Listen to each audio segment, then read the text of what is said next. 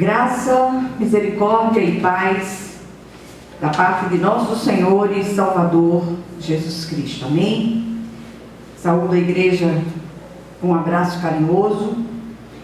Que o Senhor possa falar ao nosso coração hoje de um modo especial, mais um domingo, ainda de forma virtual. Domingo que vem é domingo de eleição e, passada a eleição, nós vamos conversar e decidir a nossa volta. Que o Senhor nos dê sabedoria e direções dele para que essa volta seja feita com segurança para todos vocês. Amém?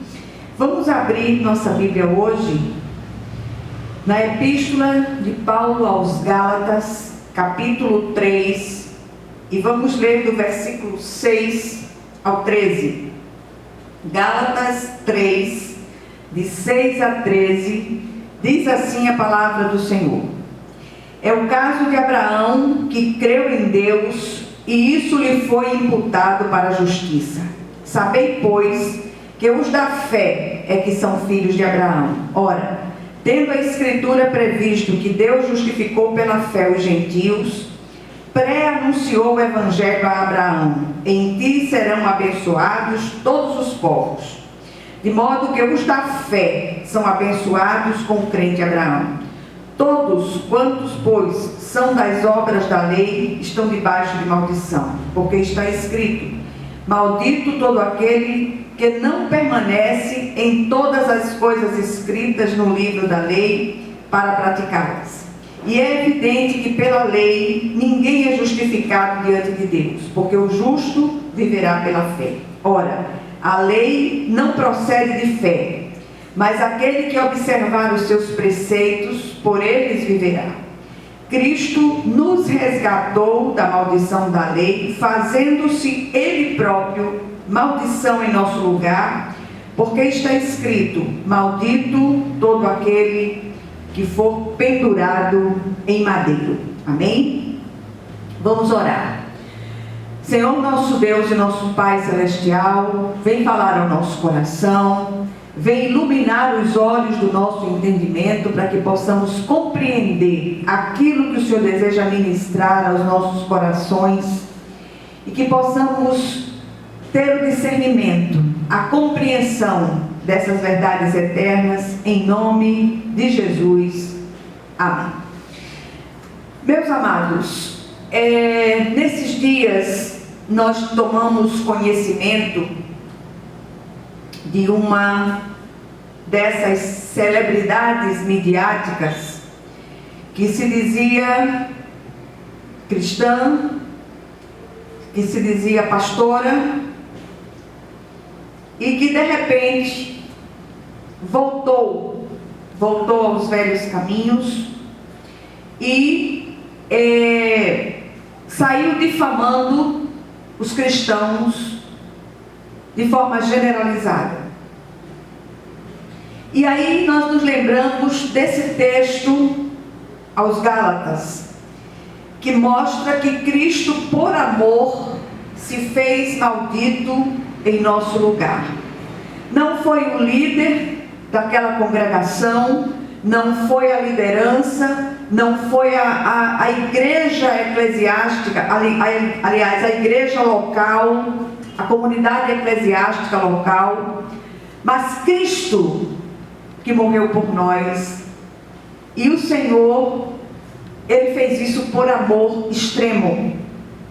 E eu queria hoje reavivar na memória de vocês todos, de nós todos, o ensino de que o Senhor Jesus levou sobre Ele as nossas maldições. Nós somos benditos de nosso Pai Celestial. E muitos têm desistido da fé e desonrado o nome soberano do nosso Senhor e Salvador Jesus Cristo. A pergunta é: será que houve regeneração de fato? Eu me atrevo a responder que não. Porque quando há uma regeneração de fato do nosso espírito morto em delitos e pecados, nunca mais nós seremos os mesmos. Nós podemos entristecer com a igreja, nós podemos entristecer com lideranças, nós podemos entristecer com irmãos, mas nunca, jamais entristeceremos com o Senhor. O preço pago por nós, dele, por nós, foi alto demais. O texto lido é um dos mais ricos da epístola, pois traz à memória dos Gálatas a obra completa de Cristo. Jesus sofreu os rigores da lei, recebendo a sua penalidade máxima, para que não precisássemos experimentá-la. Ele se fez maldição em nosso lugar, para que nos tornássemos benditos. E eu quero insistir com isso.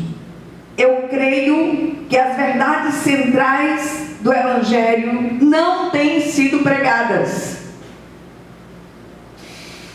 Os irmãos daquelas igrejas, por causa da ação nefasta dos judaizantes, haviam esquecido essa verdade central do Evangelho de Cristo e outra vez se deixavam atemorizar pelas exigências da lei, há muito cumpridas em Cristo. Olhar para Cristo, crer no Cristo e receber o Cristo como Senhor e Salvador pessoal é a maior e mais significativa e estratégica experiência que um ser humano pode vivenciar. Se esta pessoa verdadeiramente experimentou esse encontro real com Cristo, eu repito, nunca mais ela será a mesma. Essa experiência pessoal, ela é redentora, ela é resgatadora e perdoadora. É uma experiência salvífica. Com Cristo, morremos naquela cruz do Calvário. A morte de Cristo foi vicária, ou seja, substitutiva por cada um daqueles que são eficazmente chamados. Muitos se decidem por Cristo por mero emocionalismo, mas não houve um real encontro, uma real transformação. Não se trata aqui de uma religiosidade de aparência, de fachada, mas algo que acontece na profundidade do coração do homem, vivificando seu espírito morto em delitos e pecados. Só aqui, a partir dessa experiência, dessa morte e vivificação, temos oportunidade de zerar definitivamente a nossa história. Isto não significa, como temos falado muitas vezes, impecabilidade. Nós vamos continuar pecadores, justificados pela fé em Cristo Jesus. Nós seremos vistos por Deus através das lentes da graça de Deus. Jesus vai além das expectativas humanas. Não havia meios do homem ser resgatado do seu vil procedimento adquirido em Adão. Jesus então toma o lugar do homem que merecia a morte e se oferece a si mesmo como maldição em nosso lugar. Isso é sério demais. Ele é o Cordeiro de Deus, sem defeito e sem mácula, prefigurado pelos animais sacrificados no passado, que apontavam para ele. Não há mais maldição sobre os que são de Cristo Jesus, pois ele se fez maldito por nós. E aqui vale um sonoro aleluia. Que alívio! Estamos livres da morte eterna, que é a eterna separação de Deus. Cada vez que fazemos tolas orações, quebrando as maldições dos que são de Cristo, estamos anulando a graça e desdenhando do sacrifício vicário da cruz do Calvário. Éramos malditos, porque em Adão nos tornamos filhos da ira. O único meio de anular tal maldição é receber Jesus como Senhor e Salvador pessoal e nascer outra vez da água e do Espírito. Não há outro meio. O castigo que nos traz a paz estava sobre ele, e pelas suas pisaduras já fomos sarados. Isto não significa que não teremos mais enfermidades físicas, mas fomos sarados da lepra, da cegueira e de todos os aleijões espirituais que nos impediam de viver em plenitude. E ainda recebemos o carimbo do céu: está consumado, obra completa. Essa obra está absolutamente completa, nada a acrescentar. Contudo, precisamos crer. O próprio Senhor pregou as boas novas para Abraão, tirando-o da idolatria e transformando-o no pai da fé. E todos os que creem no Cristo são abençoados como o crente Abraão. Já não somos malditos, mas benditos de papai. Que o Senhor nos faça enxergar isto de um modo claro, de um modo visível. Nós temos orado muito neste lugar pelas causas impossíveis, e não há causa impossível maior do ponto de vista humano do que crer verdadeiramente e receber Jesus Cristo como Senhor e Salvador pessoal, anulando todas as maldições que estavam sobre nós. Eu queria chamar a atenção para alguns pontos do texto que nos garante uma vida debaixo da bênção do Senhor. Primeiro, o próprio Senhor toma a iniciativa e prenuncia o Evangelho a Abraão. Versículos 6 a 8 dizem o seguinte: ora, disse o Senhor a Abraão: sai da tua terra, da tua parentela. Aliás, eu estou citando um texto de Gênesis. Sai da tua terra, da tua parentela e da casa do teu pai, e vai para a terra que te mostrarei. De ti farei uma grande nação e te abençoarei, e te engrandecerei o nome. Se tu uma bênção, abençoarei os que te abençoarem, e amaldiçoarei os que te amaldiçoarem. Em ti serão benditas todas as famílias da terra. A aliança abrâmica veio 430 anos antes da lei. Ali o Senhor estabeleceu o pacto da fé. O justo viverá pela fé. Não a fé pela fé, mas a fé no Senhor Jesus Cristo. Segundo lugar, o pacto da fé diz que o justo viverá pela fé, não pelas obras da lei. E eu repito, não a fé pela fé, mas a fé no Cristo. Quem poderia pôr em prática as palavras da lei? O único que a cumpriu cabalmente foi Jesus Cristo. Em terceiro lugar, Cristo mesmo, sendo inocente, a si mesmo se deu para sofrer a penalidade da lei em nosso lugar. Jesus se fez maldição em nosso lugar para que nos tornássemos benditos. Somos descendentes de Abraão, não na carne, mas espiritualmente pela fé que professamos no Cristo.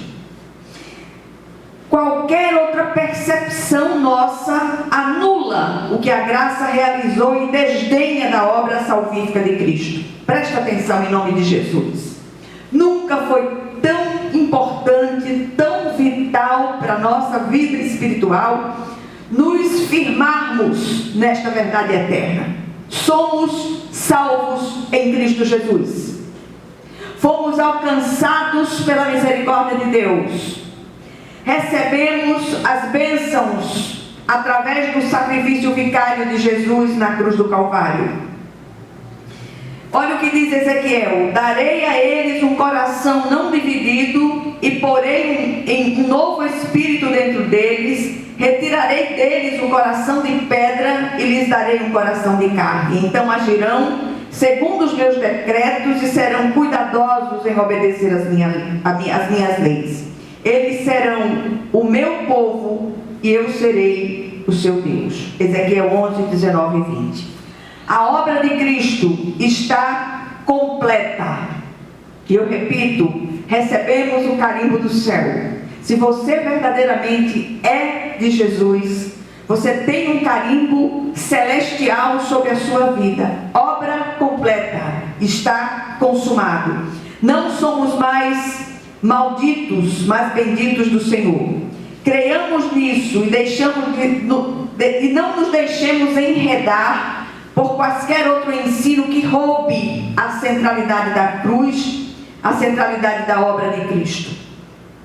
Que o Espírito da graça aplique esta porção da palavra ao nosso coração, abrindo nossos olhos e o nosso entendimento espiritual para compreendermos essas coisas e não retrocedermos em nome de Jesus. Que o Senhor nos ajude, que tenhamos uma semana cheia de graça, uma semana abençoada, que possamos orar pelas próximas eleições, que o Senhor nos conduza com sabedoria nessa escolha tão difícil nos nossos dias, de alguém para as lideranças dos poderes executivo e do poder legislativo. Que o Senhor nos ajude poderosamente, que as famílias sejam visitadas, que os lares sejam visitados com saúde, equilíbrio, no nome de Jesus, e que a graça de nosso Senhor e Salvador Jesus Cristo,